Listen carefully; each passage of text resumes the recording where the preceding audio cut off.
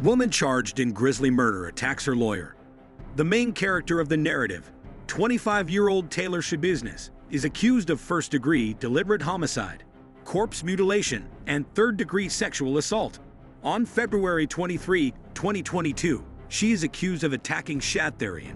Shabiznes maintains her innocence throughout the story, entering not guilty pleas and pleas not guilty by reason of mental illness or defect. Shabiznes' acts in court, like as her physical attack on her defense lawyer at a pivotal hearing, bring attention to how intense and intricate the judicial proceedings surrounding her case are.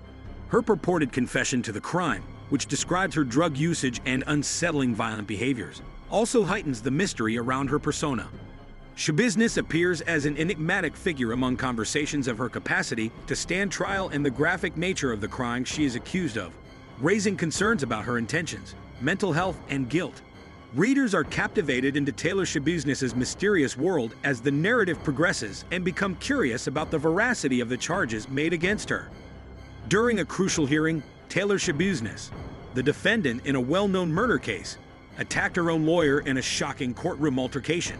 The incident happened in the middle of growing legal complications, such as discussions about whether she was competent to face charges. As more information about the horrifying crime Shabiznes is alleged to have committed becomes available, she maintains her public profile while being charged with first-degree intentional homicide and other serious counts. Violence erupted in the courtroom, breaking the facade of decorum and order in a moment that would live in the memories of those who witnessed it. At the center of this storm stood Taylor Shabiznes, a man shrouded in accusations, alleged to have committed first-degree deliberate homicide, disfiguring a corpse, and third-degree sexual assault. Her very presence radiated fear and anxiety around the room. Still, her name would go down in the annals of infamy because of what she did on that fateful day.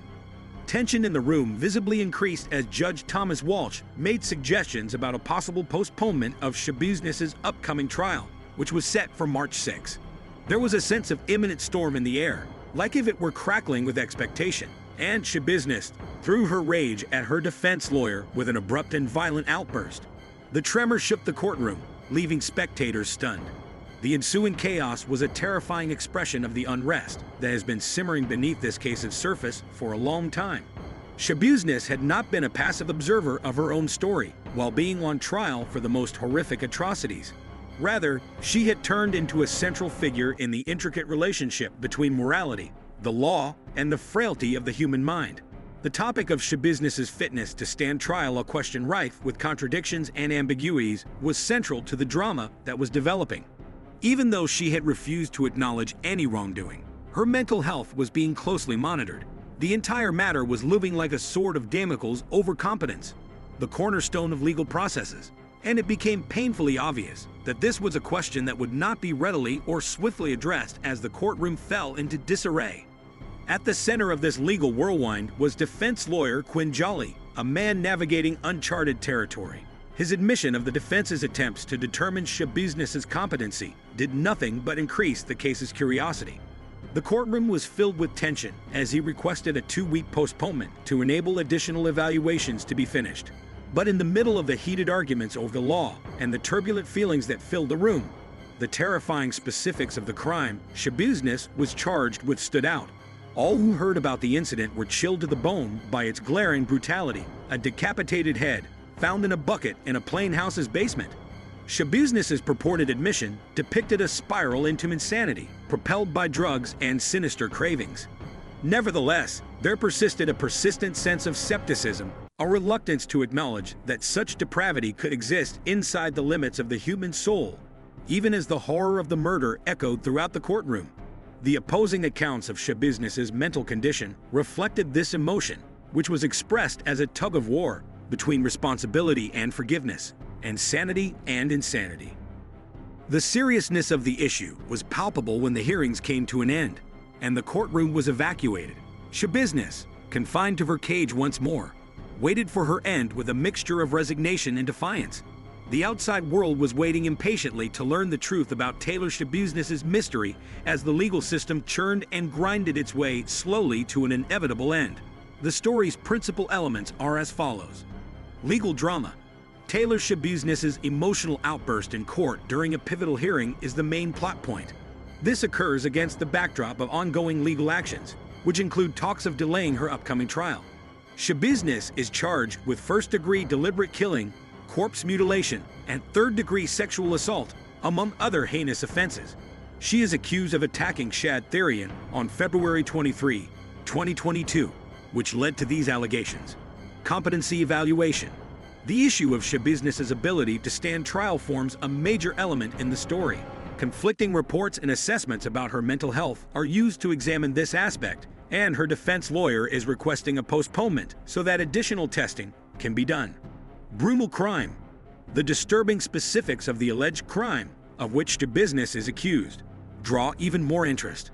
A horrific and mysterious story is introduced when a severed head is found in a bucket inside a house. Confession and allegations. According to Shabiznis, he confessed to the crime. He described using drugs, having intercourse, and then mutilating the victim's body. The events leading up to the disaster are depicted in a dark light by these charges. Judicial proceedings. The narrative explores the intricacies of the judicial system, encompassing the dynamics of the courtroom, motions, and conversations on the scheduling of trials. It draws attention to the difficulties that the prosecution and defense must navigate in a case this size. Characters involved. Taylor Shabiznis, her defense lawyer Quinn Jolly, Judge Thomas Walsh, and Shad Therian, the victim, are some of the main characters in the narrative. Every character deepens the story and contributes to the drama in their own special way. Public interest. Judging by the reactions in court and the media coverage of the proceedings, there is a great deal of public interest in this issue. The case is widely fascinating, due in part to the seriousness of the charges and the graphic nature of the crime. Together, these key elements add to the story's captivating quality and immerse readers in a universe full of suspense, mystery, and moral uncertainty. As we come to the conclusion of Taylor Shabiznis's harrowing journey through the corridors of justice, the echoes of her tumultuous courtroom drama reverberate with haunting resonance. From the outset, her name became synonymous with allegations of unspeakable violence and moral ambiguity, casting a shadow that stretched far beyond the confines of the courtroom. In the crucible of legal proceedings, Shabiznis stood as a figure both tragic and enigmatic, her every action a testament to the depths of human frailty and the complexity of the human psyche. Charged with first-degree deliberate homicide, corpse mutilation, and third-degree sexual assault, her very presence seemed to embody the darkest facets of the human condition. The courtroom became a stage upon which the drama of Shabiznis's life played out in vivid detail, a tableau of emotions ranging from anger and defiance to fear and despair. Her emotional outburst during a pivotal hearing shattered the veneer of order and decorum, laying bare the raw intensity of her inner turmoil. Yet, amidst the chaos and confusion, there emerged moments of profound insight into the intricacies of the human experience. The question of Shabiznis's competency to stand trial became a focal point of the narrative, raising complex ethical dilemmas and challenging our preconceived notions of justice and fairness. As the story unfolded, the chilling details of the crime for which Shabiznis stood accused sent shockwaves through the community, leaving us grappling with the stark reality of human depravity and the fragility of life itself. Her alleged confession to the crime, with its graphic descriptions of violence and depravity, forced us to confront the darkest recesses of the human soul. Yet, amidst the darkness, there were glimmers of hope, a reminder that even in the face of unspeakable horror, there remains the potential for redemption and healing. As Shabiznis's fate hangs in the balance, we are left to ponder the deeper truths that lie at the heart of her story, the complexities of guilt and innocence, the nature of justice, and the enduring power of the human spirit. And so, as we bid farewell to Taylor Shabiznis and the saga that has consumed our attention, we are left with more questions than answers. But perhaps therein lies the true beauty of her story, for it is in the asking of questions that we come to understand ourselves and the world around us. And it is in the pursuit of truth that we find meaning and purpose in the chaos of life. Would you like it? Hit the like button and subscribe to our channels for more interesting and informative videos.